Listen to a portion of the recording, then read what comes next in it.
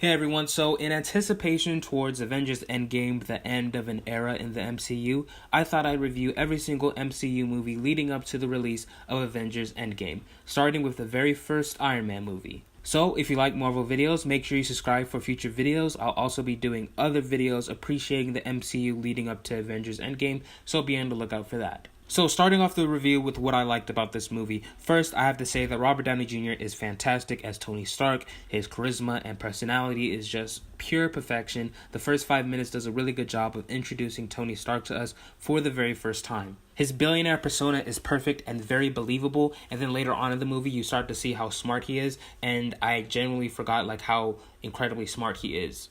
It's one thing to have other people say that you're smart, or to say that you're smart yourself, or to show that you're smart through your inventions and stuff, but it's a lot cooler to see you actually do smart things like building an entire suit with raw materials and stuff like that. Tony's arc throughout the movie is really life-changing. He sells weapons that are used to protect America. He sees that his weapons are going into the hands of the bad people, so at first he thinks, okay, maybe they just stole them and they're using them for their own agendas, so he decides that he wants to change that approach for the company, and his first action is to shut down the weapons division of his company. He then learns that the company is actually selling the weapons to the bad guys, so he decides to destroy all of them with his Iron Man suit. He uses the Iron Man suit to be accountable and responsible. That's what I took from it, because those were things that he wasn't before.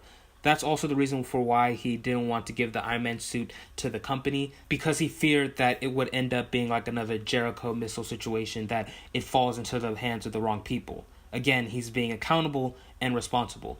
Altogether, he has evolved from being a playboy billionaire who sells weapons to protect America and is pretty naive, to a person who sees that this method is causing more harm than good and taking selfless acts to change those methods.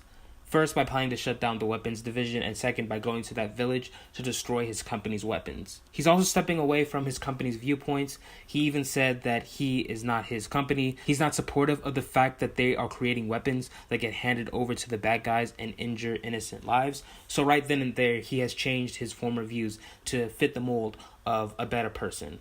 In addition to that, I also really liked Pepper Potts and her chemistry with Tony. They basically only know each other as boss and assistant. However, Tony's encounter with Jensen helped him realize that there's more to life than just money and work. He said that you're a man who has everything and nothing, when they were talking about do you have a family? With that being said, he starts seeing Pepper as someone who is more than just an assistant. He can sleep with as many girls as he wants to, but at the end of the day, Pepper is always going to be with him, always by his side, no matter how many antics he pulls, and that makes him appreciate her more than just an assistant. I think the best thing this movie does with the relationship is that they don't officially become boyfriend and girlfriend at the end of the movie. They set up these little tidbits of chemistry between the two, and the movie ends with fans looking forward to them officially becoming a couple later on in a different movie, which would obviously be Iron Man 2.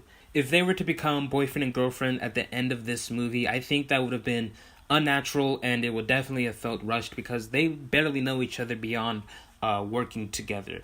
At least Tony doesn't know who Pepper is outside of work, and I'm pretty sure that Pepper knows who Tony is outside of work. Logically, it just wouldn't make sense at all, and I'm glad that they didn't go that route during this movie. I also kind of appreciate that they didn't even kiss, which is probably something that wouldn't grab your attention as important, but it is because they almost do, but they retract, and I found that interesting because it's a moment to acknowledge that it's an awkward moment if they were to kiss. Tony's the boss, Pepper's the assistant. It's not like she's a random person or a supermodel or anything like that. Because they work together and because they're not on the same tier in their job titles, it brings this awkwardness to the relationship if they were to kiss and if they were to pursue each other romantically. So they pause on the kiss and savor for when they learn more about each other and develop stronger feelings for each other, so that when they do kiss, it will feel a lot more satisfying. So that little moment, as small as it is, I appreciate the route that these two characters went on from there. Next, there's Obadiah, who I thought was really good as Obadiah, but not so much as Ironmonger. When he puts on the Ironmonger suit and kind of acquires the Ironmonger persona, I feel like he turned into a different person, that cheesy, I'm the bad guy, ha ha ha ha, kind of cliche of a character. I feared Obadiah more as Obadiah than I did when he was the Ironmonger. But anyways, he does have a decent arc throughout the movie. He's basically been selling the weapons to the Ten Rings. He ordered for them to kill Tony, but he didn't tell them that they were going to kill Tony Stark, so that led to them capturing him and forcing him to make a Jericho weapon. His motivation is unclear. You kind of have to assume that he's trying to kill Tony so he can like have his position in the company as CEO, and also to sell more weapons and, you know, continue feeding into this cycle of selling to the US government and also to the Ten Rings and other terrorists. But as I said, I liked Obadiah, or I feared Obadiah more as Obadiah than the Ironmonger. So that big reveal when he exits the car and he meets with the Ten Rings, everything that he does after that is really interesting. From when he kills a bunch of those Ten Ring members to when he catches Pepper in his office and discovers that she copied some files, all that stuff is really good stuff in my opinion. What I would improve though would obviously be to give him more depth and a better motivation, I guess.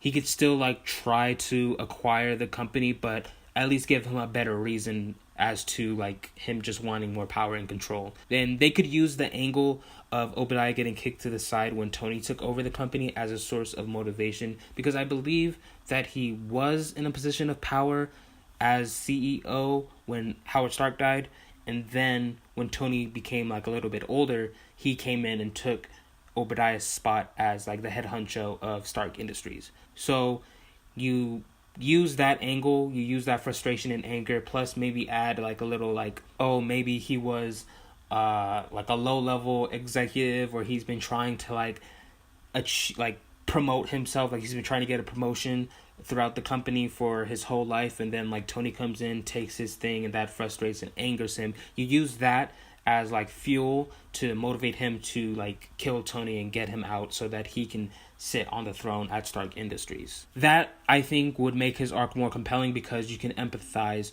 with his anger and frustration.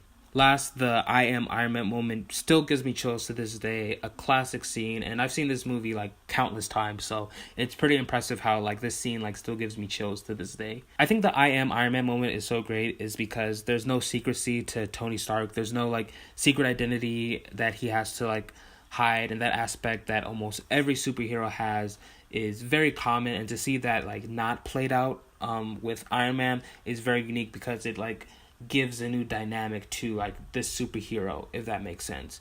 It turns Iron Man, or Tony Stark as well, to a much bigger celebrity than he already is. It also serves as a moment for Tony to change the media's and the world's perception of him and his company. His company has definitely been behind some shady business behind his back, and now that he's cleared that up, lying about Iron Man would place him back in that box of Stark Industries being a shady and deceptive business.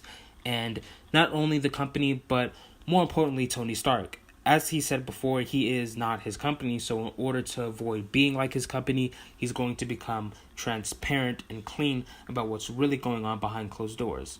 This moment wasn't a moment for Tony to be like, you know, look at me, I'm Iron Man, love me. It was a moment for Tony to continue being accountable and responsible. But then, as you watch the other Iron Man movies and the other Avengers movies, he gets pretty egotistical later on. But in this moment, it was not about his ego. And that is why I love this moment. The one complaint I have about this movie, there's probably other things that, like, you know, are bad or not good about this movie, but this is like the one thing that I found, is that Tony just so happens to have the plans for a suit of armor in that cave. There was no background or context to where they came from, why he had those blueprints for a suit of armor in the first place. It just magically appeared out of nowhere and they just rolled with it.